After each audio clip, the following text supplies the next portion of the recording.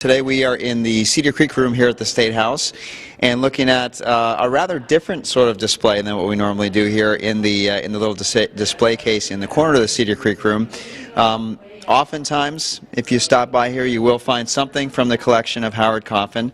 Howard is one of Vermont's better-known Civil War historians, but this is a little bit something different from his collection. It's not images, it's not old pistols, it's not old Civil War pieces. It's actually his collection of old baseball cards, and we thought this would be something fun and different to do here.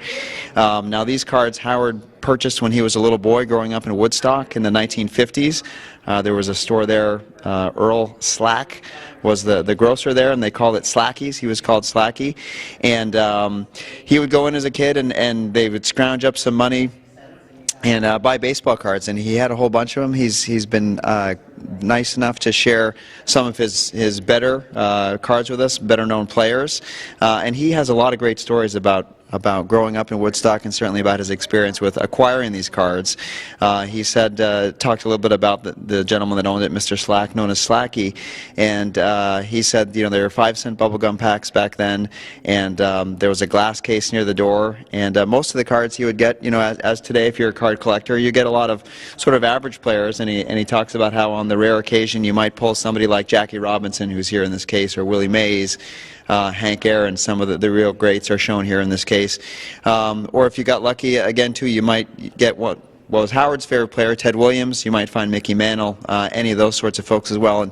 And all those cards are represented here in the case here. Not only giants of the game, but also giants of the game, not just because of baseball, but people like Jackie Robinson, people like Satchel Paige, who had pitched in the Negro Leagues for years before, very late in his career, he was finally able to pitch in the major leagues.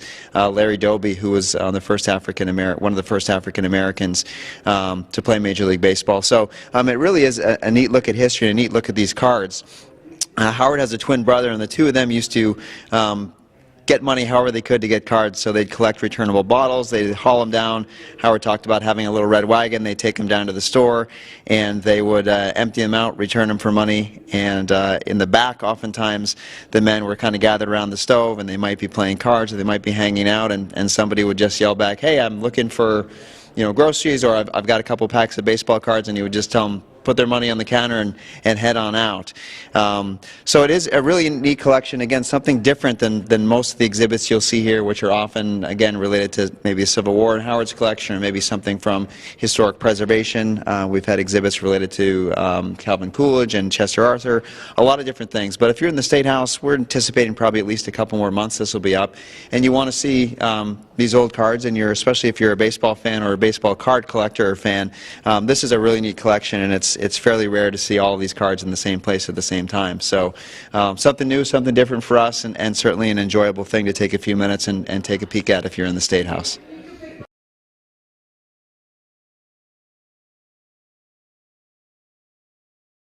Well, hello everybody. This is David Zuckerman, Lieutenant Governor of Vermont, sitting here in the Lieutenant Governor's office at the State House. And I want to point out that every Friday morning from 8:30 to 10 o'clock, this office is open door right to the hallway. We have coffee and tea and some little muffins in order to have a casual discussion with anybody who shows up to listen to any issues you've got, questions about how the process works, statements and values that you have that are or aren't getting represented here, and have a dialogue with the folks that are in the room, including myself, to really continue to expand the process of including people in our policy making. And actually, that's part of what I want to talk about today. Right now, you're hearing either on social media or through the news big issues that are quote flaring up, sometimes with accurate and sometimes with inaccurate hyperbole. Happens on all sides, but it's really important to always, rather than just immediately react, try to delve in for a little more information. And one of the things that I'm really appreciating is more and more folks are calling and asking their representatives, where are you on an issue? Or what do you know about this issue? Maybe before going, I can't believe you, XYZ on an issue. Because really it's important to remember that all of us are members of your community. We have some expertise in what we know, and there's a lot that we don't know that you help us learn more about, as well as folks that represent different issues here in the building. I sometimes refer to the lobbyists as resource librarians because, frankly, most legislators, in fact, no legislators have any absolute staff, none paid for by the state, other than the Speaker and the President pro tem to help with scheduling their circumstances. But you are the librarians and the information and the people that make this system work. And I have seen quite a bit more this year, a lot of big organizations or organizations that weren't as big having larger people at the State House days. Last week was a Mental Health Awareness Day, and Room 11, which has 100 seats in it, often had, mostly full room. Well, now it's standing room only, and there's people spilling into the hallways and throughout the building on that day. Today is a recovery day. There's going to be an event held in a room in a building nearby because the rooms in this building are starting to get filled with people more frequently, and that's a great thing. That's what democracy is really all about. It's exciting, despite my misgivings about the current state of affairs in Washington, D.C., my very strong disagreements with our current president, both in his style and tenor, as well as many of his positions on issues. I think the silver lining of this last couple of years, and it's a hard one to feel like there's any silver lining in my opinion, but a lot of people are recognizing that democracy is about people engaging in the process.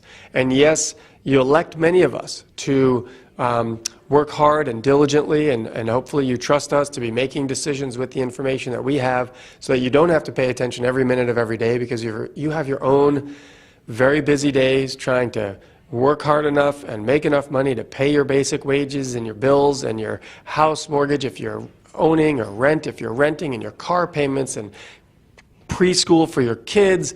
It's tough out there, and there's no way you can be paying attention to all the details of what's going on in Montpelier.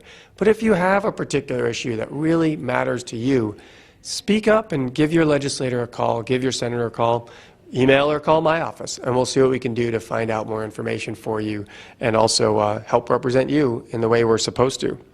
Couple issues that we've heard about lately and are big discussion topics, some around economic justice issues like paid family leave and minimum wage. My recent newsletter that you can sign up for, go to www.ltgov.vermont.gov. Again, that's ltgov.vermont.gov. We put out a newsletter every couple weeks on different issues in the State House with links to more information. Again, a little deeper dive than what you hear sometimes in the news or even in these brief encounters. The most recent one was on the Paid Family Medical Leave Act, which the anniversary of that was this week, many years ago, to guarantee that folks can take time off if they have children. And the challenge with that, of course, is how do you take time off if you're living paycheck to paycheck? How do you take 12 weeks off? So here in Vermont, we're talking about how to at least have 60 or 80% pay, maybe even 100%. I don't think that's quite on the table for folks to take 12 weeks off when they have a child to make sure that child has a healthy start, whether it be through breast milk, whether it be through really a strong connection with the parent. We're learning more and more how important that is, not only those 12 weeks, but really all of those first few years of development for young children, how much the die is cast on the possibility of their future in that first few years of life. And so another topic that's been talked about a lot is pre-K. How do we help kids pre-kindergarten and help families who are trying to make ends meet with two working parents have more access to childcare, have better childcare that does some of those socialization skills and even some basic, curriculum, starting on a little bit of math or building blocks or a little bit about language in preschool. And very much appreciate the governor indicating what an important issue this is. I agree with him completely. Groups like Let's Grow Kids and Building Bright Futures are doing a lot of work to help build the momentum for that around the state. The question always is, great goals, noble goals, how do we pay for it? And right now the governor's proposal is to take sales tax money that would otherwise go to the education fund and keep a hold on property taxes for folks, which in the past he has felt were very high priorities, to now funding a new program and therefore having less tax relief on property taxes. Is that the right way to pay for it? Are property taxes the best way to do it? Are there more progressive taxes, or is this slightly more regressive way of doing it the best way to do it? That's the conversation that is happening in the State House, and we'd love your input. And then another topic that I know a lot of people are very much paying attention to is, I believe it's H 57, a bill relating to women's reproductive rights and abortion and decisions of what women can and can't do with their own body when they are pregnant. And I think there's a lot of misinformation out there. It may be that some people don't like the way the law is in existence right now in Vermont. But the bill that has been introduced simply codifies in law that which is practiced today in Vermont. And the reality is, for some people who are very upset about late-term abortions, those only happen when the life of the mother or the health of the child and the reality of an existence for that are even in doubt. But the reality, again, H 57 simply codifies that which is current law in Vermont, and we don't have these horrible sky is falling scenarios that some people are portraying would happen if this law were to pass. And ultimately, it is also codifying what I hold true for me, which is that this is a decision for a woman and her body. Now, ideally, she would make that decision with the person who may have also been a part of the circumstance that led to that pregnancy, but that's not always possible. There are situations where it happened in an abusive relationship. It could be possible it was a family member. When we talk about some folks wanting something called parental notification, that is actually also a great impediment if you are a younger person who has either a person in the family who was the donor, shall we say, but maybe under violent circumstances, or may live in a household where if that person were pregnant, there could be violence in the household by their parents if they found out, and it's not really the parents' decision ultimately. The goal is, of course, to have a safe place, to have safe, supportive doctors and counselors as part of that process, but it is not always safe to have to require a family notification, parental notification. So that's not the law today, and that's not what this law and this proposal is talking about. It's talking about codifying exactly what's in place today, and with that in mind, we are seeing fewer and fewer abortions. We are seeing healthier and healthier babies and families in Vermont. That's happening because we have an open and honest conversation rather than a shaming or other finger pointing when young women or not young women are trying to make these decisions that are best for them, their health, and their future. So that is a discussion that's up. There will have been a public hearing by the time this airs because it is happening tonight at the State House, where people are voicing why they support and don't support that issue. But those are some big issues that are on the plate. Many, many other issues: clean water, climate change, our cars and the engine lights. There's some really innovative proposals coming up to help alleviate some of that real burden on working class and senior families that don't even drive their cars as much or can't afford the massive fixes and can't afford the new perfect car. So we are looking at opportunities there to resolve some of those struggles for working class people, and we are perpetually looking at how to make it so that Vermont is a better and healthier place for people to live economically and physically. And I want to end with one couple statistics that I put in my most recent newsletter. We learned recently from the Public Assets Institute report, a state of Vermont, maybe it's the state of Vermont, that in fact the affordability issue is very real. That's not like we needed a report to tell us that. The governor's been talking about it for quite some time. But I do want to close that affordability has two parts. One is expenses. And in fact, what we learned in this report is that average expenses in Vermont are 1.6% higher than the national average. So we are above the national average, but not way out of bounds the way some people would have us think. The part that really is hitting people with affordability is that we only have 82% of the national average when it comes to income. And so if you're looking at which of those two pieces is more out of whack with the average and how people feel and what people are experiencing all over this country, our incomes are where the real problem is. And so I strongly support raising the minimum wage. If we raise it to $15 an hour over a number of years, we will be increasing the economic opportunity and circumstances for as many as 93,000 Vermonters. 1/6, little under 1/6 of Vermont. That is what will start to really change the affordability equation. And as those people have more money, they're not investing it in Wall Street. They're buying more products at the local convenience store and the local store. They might finally be able to upgrade their vehicle and buy a car from a local dealer. Maybe even they could put in a deck on the back of their house or their trailer, or they might move from being a renter to a homeowner. Those are all aspects that are going to feed our economy in a positive way. You know, Reaganomics, trickle-down economics, it's true. When working class people and middle class people have more money in their pockets, they spend that locally and it helps the economy.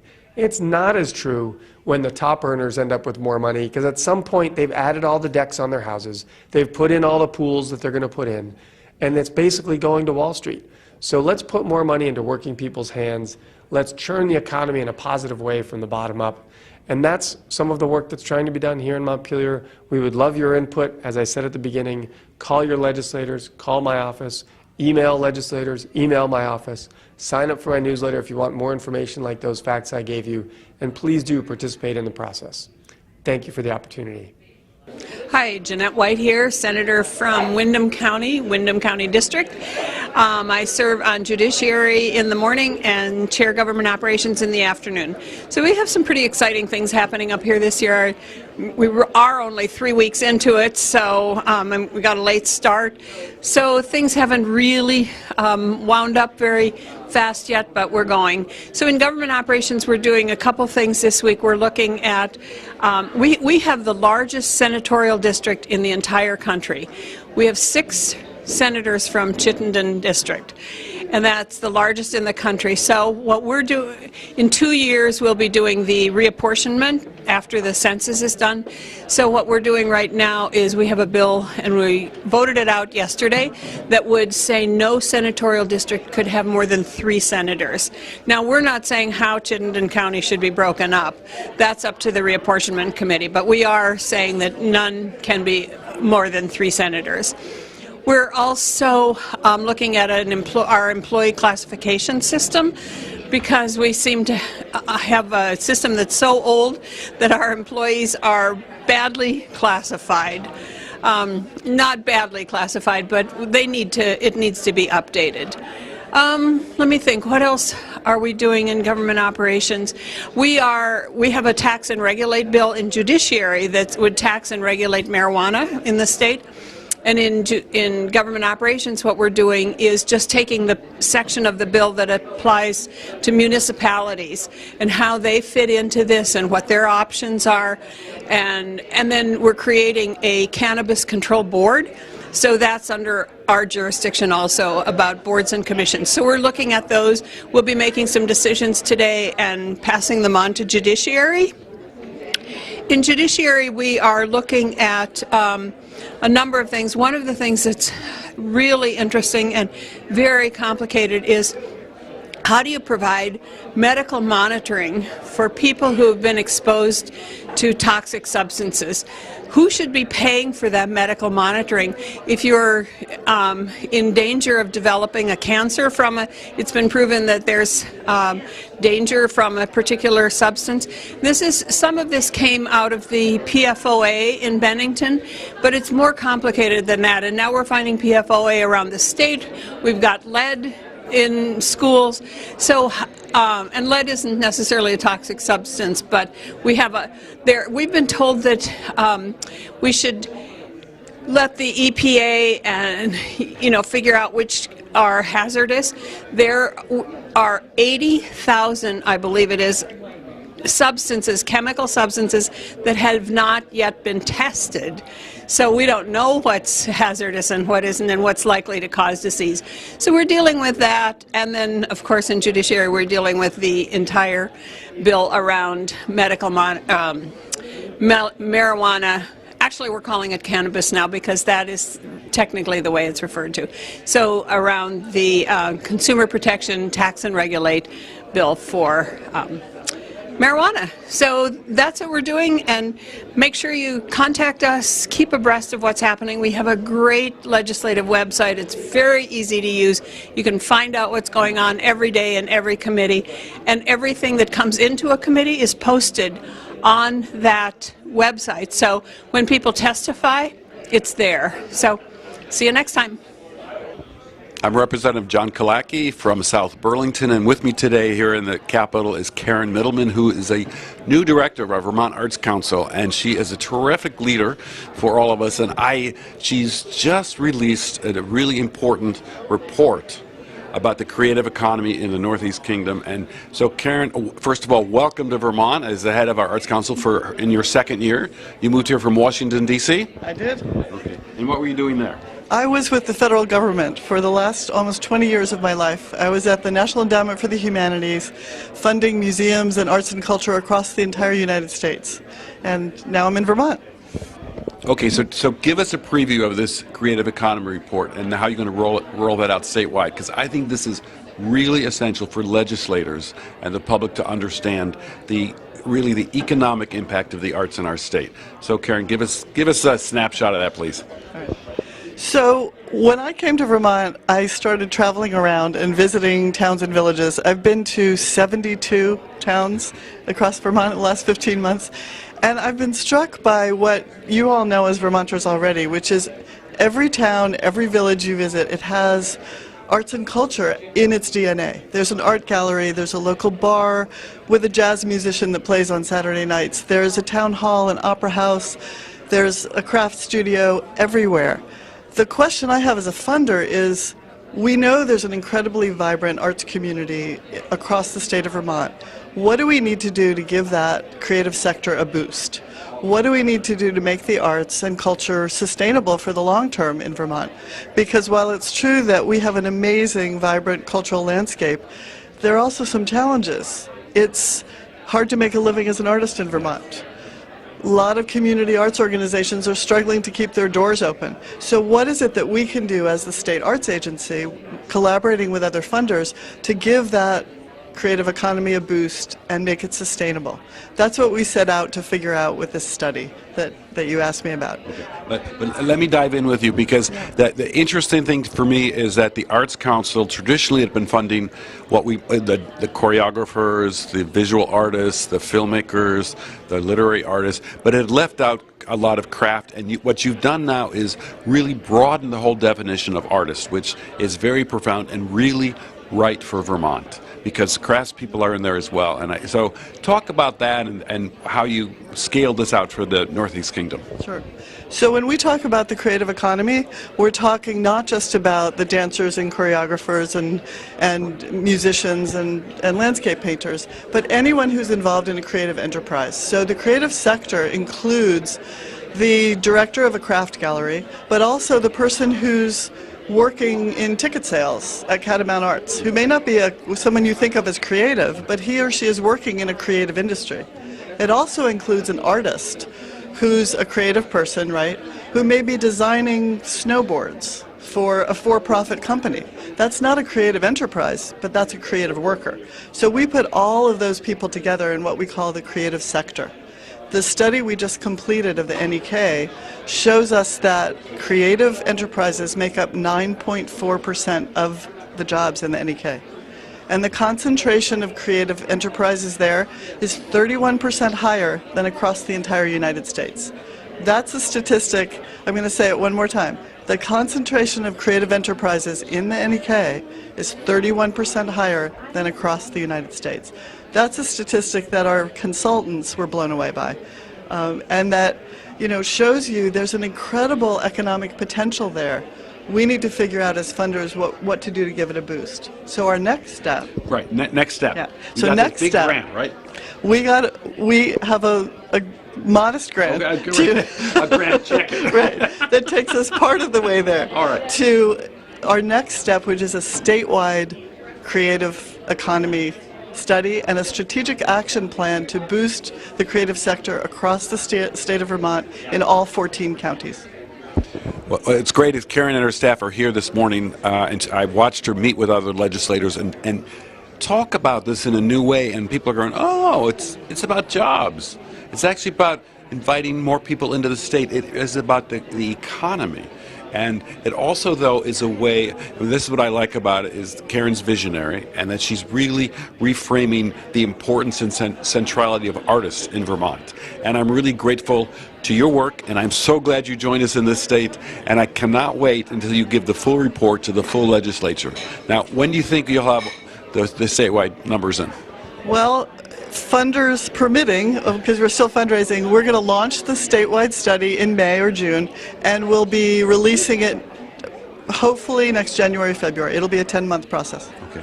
And viewers of this one, when it airs, will they be able to find this report on your website? Yes. So the any case study that we're talking about is available on the Vermont Arts Council website right now. Well, it's not that long of a report, but it's a great report, and I hope everyone, it's important to read it and understand it, and then help make the case for artists as central in Vermont. Well, good afternoon. I'm Representative Mark Higley from Lowell. I represent Lowell, Jay, Westfield, Troy, and Eden. After serving a couple years on the Agriculture and Forestry Committee, I was reassigned to the Energy and Technology Committee. Sounds like a little bit of an odd move, but I was told that there's so few of us that have experience in agriculture and forestry that the opportunity was there to spread that knowledge out onto some of these other committees. It might be in regards to, let's say, you wanted to put a bunch of solar panels in prime ag land. So we know about this and some of the concerns, and so we can express some of the concerns to the committee in that regard. The short time that I've been on the committee, I've learned a couple of the things. One thing is up in my area in the Northeast Kingdom, there's a Shiai area. It's in regards to Sheffield all the way over to Highgate that has an issue with transmission of the power up there. And so the current renewable projects that are up there, whether it's Lowell Wind or so on, have to do what they call curtailing power because, again, the lines that are up there can't take the load. You might have heard as well there was just a larger solar project in Derby that didn't get its certificate of public good for that very reason, because of current curtailment of other renewables up that way. So that's a big issue, not knowing for sure what the answer is, what the right answer is. There is a team working on finding a solution. It's going to be very expensive. One of the estimates at one point was over $100 million. Again, there's not a one definitive solution, but it's something that really needs to be looked at up in our area up there. Other than that, I guess another thing we had talked about was cell phone companies had to, for the FCC, Federal Communications Commissions, map out their coverage of the state. And of course, you can imagine, they put out a large area that was covered, which isn't necessarily the case. And the Public Service Department went around and found out that that wasn't the case, and they have an appeal in with the FCC. And if they win this by showing an individual went around the state actually and put on 6,000 miles and showed that the coverage wasn't there by these, I believe it's 6 cell phone suppliers. So again, if their petition is actually looked at by the FCC, there could be a substantial amount of money coming back into Vermont to get coverage through these underserved areas. So just a couple of things there, and appreciate Rick giving me the time to speak. Thank you very much. Hi, I'm Randy Brock. I represent Franklin County and Alberg and Grand Isle County in the Senate. During this session so far, we've been working on lots of things, but one thing that I've spent a lot of time on is the issue of telecommunications. We have oversight of state utilities in the Senate Finance Committee, on which I serve, and I also serve on the Joint Information Technology Oversight Committee. We have a 10-year telecommunications plan that gets updated every 3 years in Vermont. However, unfortunately, we have been very late in getting the telecommunications plan from the Department of Public Service so the legislature can review it. We now have just gotten the 2017 telecommunications plan, and we're in the process of looking at it very carefully. And I can say honestly in the committee that we do have some concerns about what we've seen as to whether or not the plan is in fact comprehensive, whether or not it covers all the areas that need to be covered, and in particular about the profusion of organizations in Vermont that have some touch on telecommunications. We've been looking at E911, which is about to enter into a new 5-year contract, and we're concerned as to how that fits in our overall telecommunications planning for the future. People are constantly asking us about why they can't get cell phone coverage. And when you look at the cell phone maps that carriers produce and you go to the places on those maps, there isn't always cell phone coverage that corresponds to what is in the maps. Now, as we look at things like a FirstNet project, FirstNet is a project that that connects first responders for emergency situations so that they can talk with each other. And that represents an opportunity to co-locate equipment where some of these FirstNet pieces of equipment that allow cell phones carried by first responders to talk to each other, that's an opportunity that may help us expand some of our cell phone coverage elsewhere in the state. But all of it has to fit together, and there are lots of organizations and boards and commissions and other things in Vermont that we are concerned that they don't always talk well or play well with each other, and that's the thing that we really want to focus on in this telecommunications plan, to see that we really have something that will advance Vermont more in the future, particularly in terms of getting better cell phone coverage and better internet coverage throughout the state. This is an important issue for the economic development and for the future of Vermont.